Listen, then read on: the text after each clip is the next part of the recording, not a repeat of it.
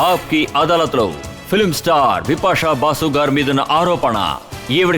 ఈవిడ sex appeal మీద చాలా పిచ్చుంది.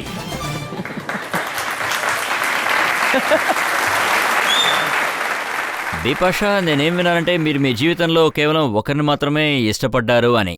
దాని పేరు బిపాషా. ఎన్నో సంవత్సరాల తర్వాత నేనేమి నేర్చుకున్నానంటే మనల్ని మనం ప్రేమించడం ఎంతో ముఖ్యం. ఈ విషయం అర్థం చేసుకోవడానికి సంవత్సరాలు పట్టింది. అండ్ నేనొక బ్రాండ్ ప్రారంభించాను. దాని పేరు baby love your self.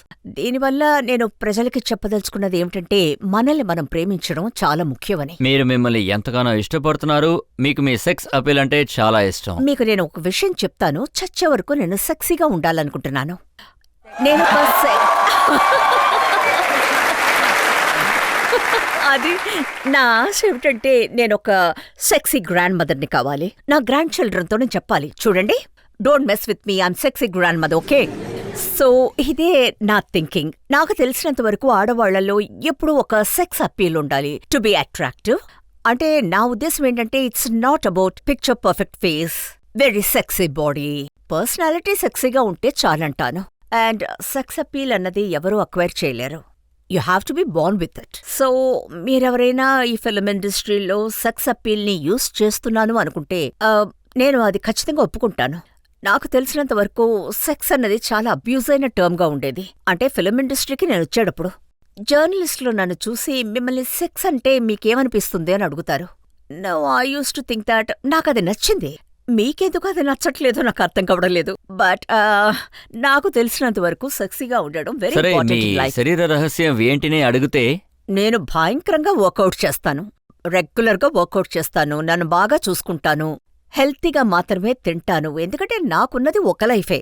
And ఒక మనిషి దగ్గర శరీరం తప్ప ఇంకేమీ లేదు. ఒకవేళ మనకి శరీరం అన్నది లేకపోతే మీ బ్రెయిన్ పనిచేయదు. అందువల్ల చాలా ముఖ్యమైన విషయం, మీరు ఈ బాడీని మీ హెల్త్ లో ఇన్వెస్ట్ చేయాలి. సో ఒక పేరులో చూసారంటే మీరు నిజంగానే దారి తప్పిపోయారు. కంప్లీట్ గా తప్పిపోయాను. ఒక జర్నలిస్ట్ మిమ్మల్ని లావుగా ఉన్నారన్నారు. చెప్పారు. నాకింకా అది జ్ఞాపకం ఉంది. ఒక టాబ్లెట్ పేరు చెప్పారు, Bipasha became fat in bold letters. కానీ నాకేమనిపిస్తుందంటే లేదే, నేను చూడడానికి క్యూట్ గానే ఉన్నాను కదా, నేనెప్పుడు ఫ్యాట్ అయ్యాను అనిపిస్తుంది నాకు. యాక్చువల్ గా ఆ టైంలో బిజినెస్ అన్నది ఎంత డెల్యూషన్ గా ఉందంటే, అంటే బికాస్ యు ఆర్ సక్సెస్ఫుల్, రోజు మనం వర్క్ కు వెళ్తున్నాం. అప్పుడు ఆ టైంలో ఫేస్ లో రియాలిటీ తెలీదు. చాలా చాలా సంవత్సరాలకి క్రితం, అంటే అప్పుడు నాకు 22, 23 ఉండొచ్చు. అప్పుడు అందరూ నన్ను ఫ్యాట్ అని ఎగతాళి చేస్తారు. అప్పుడు లేదు, నేను చాలా సక్సెస్ఫుల్గా ఉన్నాను, నేను రోజు పనికి వెళ్తూనే ఉన్నాను, నేను చూడ్డానికి అందంగా ఉన్నాను, ఎవరు నన్నేమనరు. బట్ అటువంటి హార్ష్ రియాలిటీ కొన్ని సమయాల్లో మనకు అవసరమే. అంటే మన కరెంట్ సరౌండింగ్స్ ఉంటాయి కదా, అవేమో మనల్ని డిలీషన్ చేసేస్తాయి సినిమా ఇండస్ట్రీలో. So I think I required that slab on my face. సరే, లావుగా ఉంటే ఉన్నాం, మనల్ని మనమే చూసుకోవాలి. ఎందుకంటే film industry is a visual media. ఇందులో ఎంతో ముఖ్యమైన విషయం ఏమిటంటే మనల్ని మనం అందంగా ప్రెజెంట్ చేయాలి. అది చాలు. సినిమాలో మీరు బికినీ వేసుకోవడం కోసం కొంచెం టోన్ డౌన్ అయ్యారు. అవును, నాకు ఆదిత్య చోప్రా 1 సంవత్సరం ఇచ్చారు. బికాస్ ఏమంటే మీరు అక్కడికి వెళ్ళి బికినీ వేసుకోవాలి, సర్వీస్ చేయాలి అని చెప్పారు. ఐ సెడ్, నా వల్ల ఎలా అవుతుంది, నేను చాలా లావుగా ఉన్నాను, I can't wear bikini on screen. ఆయన ఏమన్నారంటే I'll give you 1 year. So I think it help. I think అది నా my romance fitness started with no entry.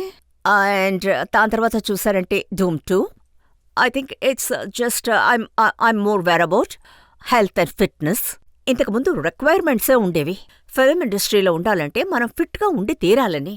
ఆ తర్వాత పోను పోను it became a passion. Fit గా ఉండడం అనేది ఓకే, కానీ మీరు ఓపెన్ గా ఉండడం నాకలా అనిపించడం లేదు. I disagree with you. నాకు సంబంధించి మనం కాన్షియస్గా లేకపోతే, మీకు ఒక మంచి బాడీ ఉండి, యూ అండ్ యువర్ కాన్ఫిడెన్స్, ఎవరో మీ తల మీద తుపాకీ పెట్టలేదు, యునో, షో ఇట్. ఒకవేళ మీరు రెస్పాన్సిబుల్లీ మీ సొంత ప్రయత్నంతో బికినీ వేసుకొని పెద్ద స్క్రీన్లో రావాలనుకుంటే I don't see any problem. నేను గోవాకి వెళ్ళినా సరే, మయామికి వెళ్ళినా సరే నేను బికినీ వేసుకుంటాను. I'm a beach bum, I love to be in beach. నేను నా రియల్ లైఫ్లో బికినీ వేసుకునేటప్పుడు ఆన్ స్క్రీన్ లో వేసుకోవడానికి డబుల్ స్టాండర్డ్ గా ఉండకూడదు అనుకుంటాను. అంటే మీరు ఎప్పుడైతే మిగతా రోల్స్ ట్రై చేయడం మొదలు పెట్టారో, అంటే సెక్స్ అపీల్ లేని లాంటి రోల్స్, ఆక్రోష్ సినిమా చేశారు, అవును. లమ్హా కాశ్మీర్ గురించి ఒక సినిమా, ఆక్రోష్ లో బీహార్ గురించి సమస్యలున్నాయి. ఆ సినిమాలు అసలు ఆడలేదు, అందుకని మీకు ఏదైనా సెట్ బ్యాక్ లాంటివి ఉన్నాయా, లేదా ఖచ్చితంగా ఇలాంటివి? అనిపించింది. ఎందుకంటే ఒక యాక్టర్ కి ఎప్పుడు ఏమనిపిస్తుందంటే ఏ రోల్ ఇచ్చినా మనం చేయగలగాలి అండ్ హానెస్ట్లీ పర్ఫామ్ చేయాలి. లంహా సినిమాని ఎవరైతే చూసారో వాళ్ళందరూ నన్నెంతో మెచ్చుకున్నారు.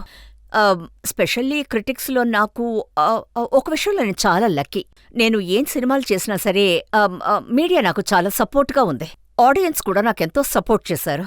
ఈ రోజు ఇక్కడ ఒక విషయం చెప్పాలి, ఆడియన్స్ గనక లేకపోతే మనకు అవకాశాలన్నవే రావు యాజ్ యాక్టర్. ఇంకా నేను మంచి మంచి క్యారెక్టర్స్ అన్ని చేస్తున్నానంటే దానికి ఆ ఆడియన్సే విషయం కారణం. బాగానే అర్థమైంది, ఇక్కడ కూర్చున్న వాళ్ళని బట్టి తెలిసింది. Thank you. కానీ ఆ తర్వాత మీరు మీ దారిని మార్చుకున్నారు. మీరు ఇమ్రాన్ హష్మీతో యాక్ట్ చేసేటప్పుడు ఈ కుర్రాడు చాలా చిన్నవాడు, నేను యాక్ట్ చేయనని చెప్పారట. అంటే నేను ఒక గుడ్డిదాన్ని. అందరి హీరోస్ నాకంటే చిన్నవాళ్లే, అదే అర్థం కావడం లేదు. ఇమ్రాన్ చిన్నవాడని నాకెందుకు అనిపించిందో తెలీదు. కానీ ఇప్పుడు ఇమ్రాన్తో యాక్ట్ చేయడం రాస్త్రీలో మీకు నచ్చిందా?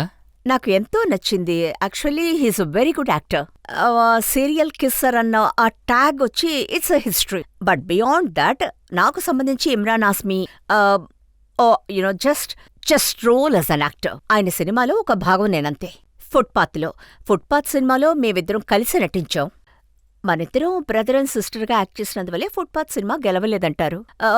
నిజం చెప్పాలంటే ఆయన దగ్గర ట్రెమెండస్ టాలెంట్ ఉంది. మహా అద్భుతమైన యాక్టర్. మీరు ఇంటర్వ్యూలో ఇంకొక విషయం కూడా చెప్పారు, మీకు కిస్సింగ్ సీన్ చేయడం అంటే కొంచెం ఇబ్బంది అన్నారు. కానీ చాలా ఇంటిమేట్ కష్టం. సీన్ చేయాలంటే చాలా ఈజీగా చేసేస్తానని చెప్పారు. ఎందుకంటే ఏమీ చేయక్కర్లేదు ఇంటిమసీ సీన్లో. పైన చూడాలి, కింద చూడాలి, అటు చూడాలి, ఇటు చూడాలి అంతే.